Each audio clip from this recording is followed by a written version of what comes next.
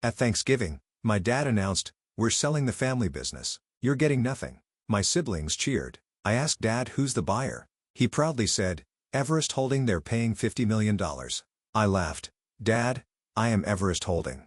My father stood at the Thanksgiving table lit by the chandelier like he was giving a eulogy, not an announcement. "We're selling the family business," he said, "and you're getting nothing." My brother smirked. My sister clapped. The knife in my hand paused above the plate, not shaking, just waiting. Then I asked the only question that mattered.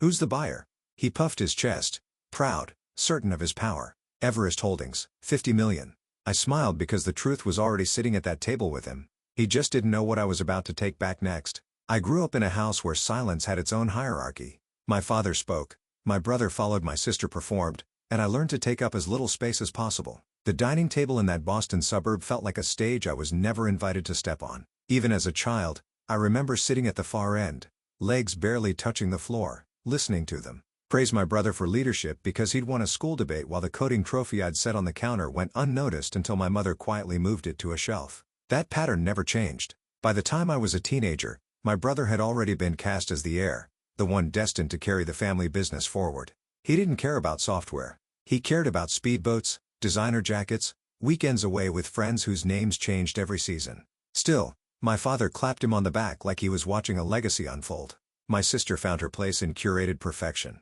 Photoshoots on the lawn, sponsored posts from her bedroom.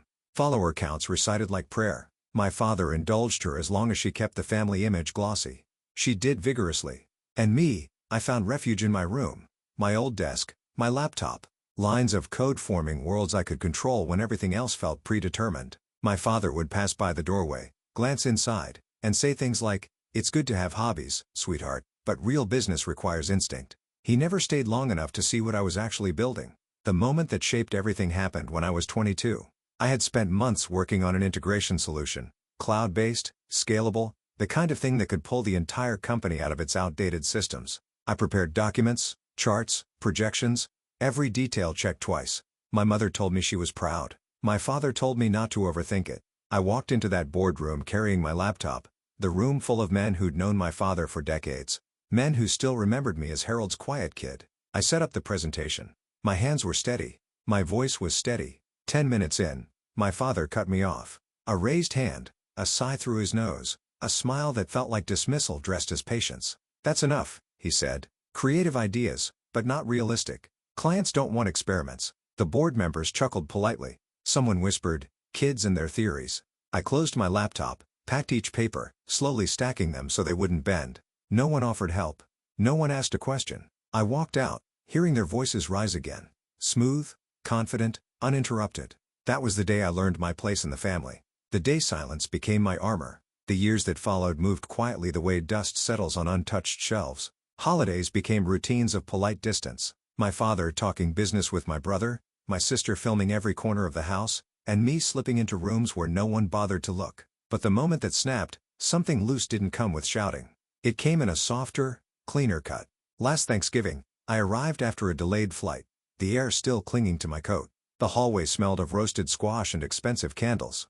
My sister waved at her phone, narrating her outfit of the day. My brother complained about stress from managing clients he barely understood. No one asked how I was. I wasn't surprised anymore. What caught me wasn't the noise. It was the absence. My name wasn't on the place cards. Every year, my mother arranged them in neat calligraphy, one at each setting. That night, there were 5 cards on the long table. Mine wasn't one of them. My father barely looked up when I stepped in. "Oh, Caroline," he said. "Sit anywhere." Anywhere. While my brother and sister sat flanking him like a pair of bookends he'd spent a lifetime polishing, I slid into the empty seat at the far end, the one closest to the hallway. The chair legs scraped softly against the wood floor. My sister didn't notice. My brother smirked like the arrangement made perfect sense. During dinner, my father discussed future plans, never once using the word we. At one point, my brother claimed credit for landing a major client. I knew the truth that the client had approached the company only because of a white paper I'd written years ago. One my father dismissed and filed away. I didn't correct him. The spoon in my hand stopped halfway to my mouth, suspended there as I listened to them rewrite history like I wasn't sitting right there. When dessert arrived, my father toasted to my 2 diligent children and glanced down the table toward my brother and sister. The space where he might have looked at me remained empty. I didn't flinch. I didn't ask why. I just placed my spoon gently on the plate and I smiled. After that, Thanksgiving silence followed me back to San Francisco like a shadow that finally decided to keep pace. I returned to my apartment overlooking the bay. The kind of view that used to make me feel small.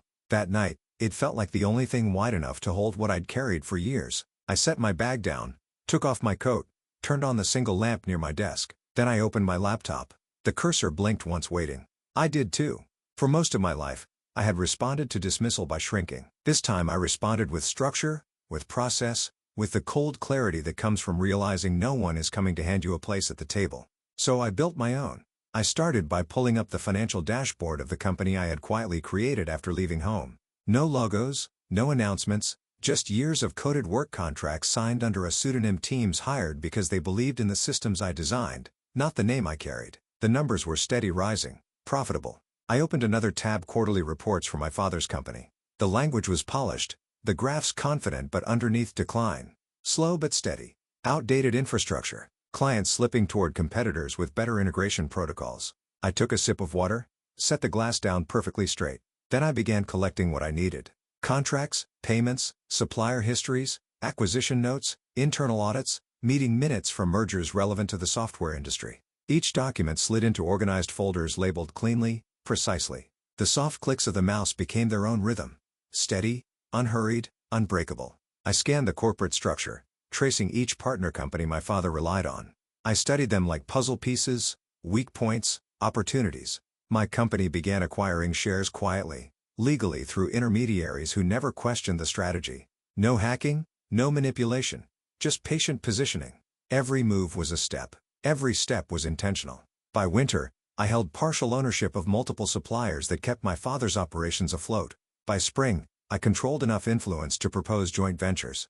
By summer, I had structured and offer a clean acquisition proposal from a firm he'd never suspect, built to top my own company's architecture. But shielded through layers of authorized representatives, I filed the offer, waited, received the rejection. I expected prompt, dismissive, barely even reviewed. Just like me, instead of stopping, I refined the proposal, strengthened it, brought in external advisors who validated the logic. By early fall, I was preparing the final version, the one he wouldn't be able to refuse. A version backed by unanimous board interest, market analysis, and the promise of modernizing a business crumbling under nostalgia. During those months, no one in my family asked where I was. Not for birthdays, not for holidays, not for the meetings they posted about online lined up like trophies. The quiet didn't hurt anymore. It simply clarified. My best friend, who'd known me since my early years of cheap ramen and secondhand furniture, asked once, "Are you sure you want to tie yourself to them again?" I didn't answer right away. I just opened my laptop again, the screen lighting my face in a cold white glow. "This isn't about going back," I said. "It's about drawing the line they never thought I'd reach." She nodded. The kind of nod you give someone who's finally speaking a truth they've held for a decade. The night before Thanksgiving, I sat alone in my office as the building emptied around me. The hum of the heater, the faint echo of footsteps disappearing down the hall, the bay outside my window dark and patient. I reviewed the acquisition file one last time, checked the records for accuracy, verified the signatures, confirmed the advisory notes, filed the final version with legal.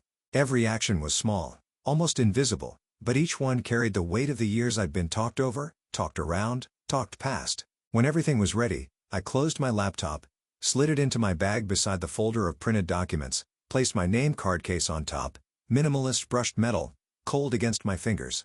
I straightened the items until they aligned perfectly. Then I exhaled. The next morning, I boarded a flight to Boston. The sky outside the plane window was a flat sheet of gray. A quiet color. A focused one. My father's house looked the same as always. Grand, cold, trimmed neatly for guests who were never me. I entered carrying nothing dramatic. No speeches, no anger. Just the tools of a woman who had spent 10 years becoming the person they thought she'd never be. I set my bag gently in my old room. The dust on my childhood trophies glimmered in slanted morning light. I let the silence linger there for a moment, tracing the edges of who I'd been and who I'd built. Then I walked downstairs, folder tucked under my arm. For the first time in my life, I wasn't returning as a daughter. I was returning as a decision. This time I wouldn't fix what they'd broken. Thanksgiving dinner began the way it always did. My father at the head of the table, my brother beside him like an understudy waiting for a cue, my sister live streaming the centerpiece as if it were a celebrity. I sat at the far end, the place where sound dimmed and decisions never landed. Dessert had barely touched the table when my father tapped his knife against his glass. The room stilled. "We're selling the family business," he said, voice warm with self-satisfaction. And you're getting nothing. My brother laughed. My sister clapped. Their reactions were so rehearsed they might as well have practiced them in the mirror. I didn't move. The candle nearest me flickered, bending toward the empty space between us. I lifted my eyes. "Dad," I said, tone even. "Who's the buyer?" He straightened, pleased with the question. "A firm called Everest Holdings. They're paying $50 million. A murmur ran through the table. My brother's eyebrows shot up in sudden greed. My sister whispered it into her phone like she'd discovered breaking news. I pressed a fingertip to the stem of my water glass, aligning it with the edge of my plate. Then I smiled. "Dad," I said quietly, "I am Everest Holdings." The reaction happened in waves. My sister's phone slipped from her hand. My brother's fork clattered against his plate.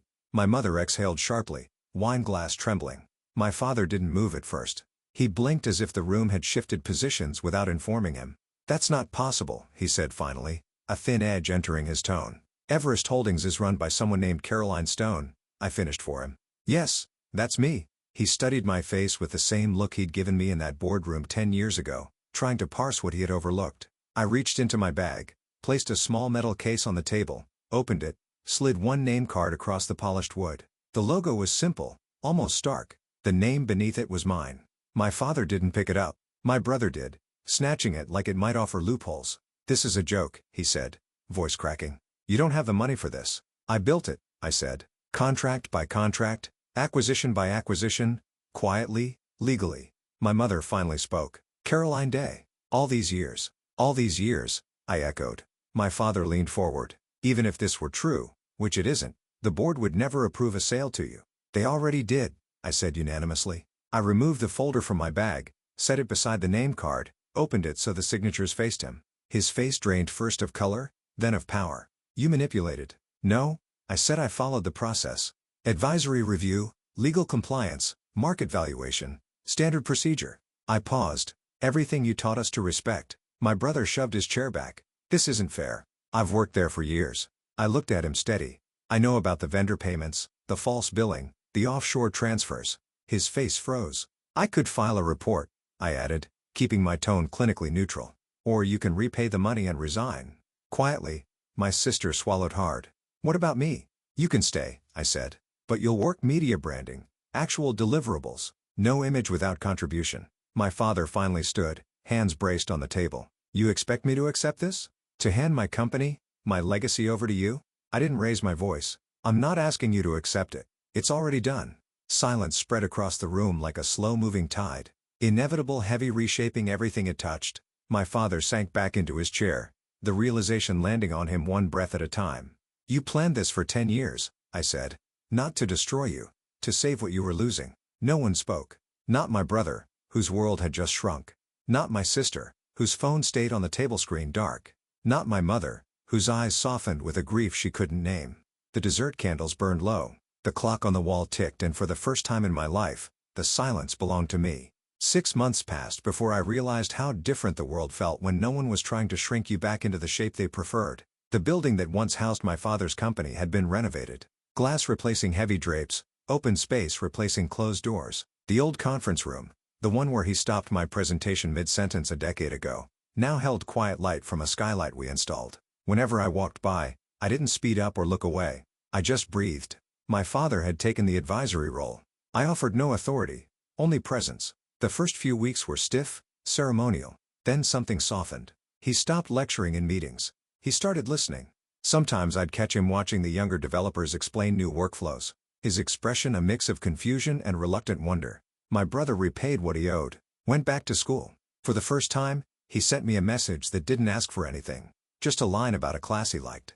I didn't respond right away. I read it twice, then set the phone down quietly. My sister built a media unit for the company. Real work, real metrics. She filmed an internal piece about women in tech and didn't mention her follower count once. When she showed it to me, she waited not for praise, but for feedback. I gave it. She nodded, serious, absorbing it. At home in San Francisco, mornings felt different. I'd sit by the window with my coffee, the steam tracing upward, like a reminder of breath I'd held too long. The bay moved the way it always had, slow, steady, but I saw it with new clarity. My apartment was the same. The quiet inside me wasn't. Some nights I passed by my old childhood trophies that I'd brought west after the restructuring. I didn't dust them or arrange them. I simply let them sit. What they represented was no longer something I needed to prove. One evening, I returned to Boston for a quarterly review. As I left the office, I glanced into the dining room where everything had fractured that Thanksgiving. The table was empty now. No candles, no applause, just chairs pushed in neatly. Silence again, but this time it sounded like air I could finally breathe. In the months that followed, distance stopped feeling like abandonment and started feeling like choice. The boundaries I'd drawn didn't close anything. They clarified everything. My family moved differently around me now, not out of fear, but recognition. I didn't need their permission to take up space, and they finally saw there was never anything small about what I'd built. I stood once more at the long dining table, now cleared sunlight, catching the polished wood. No voices, no corrections, no performance, just a quiet truth settling into place. Sometimes the silence that remains is the part you get to.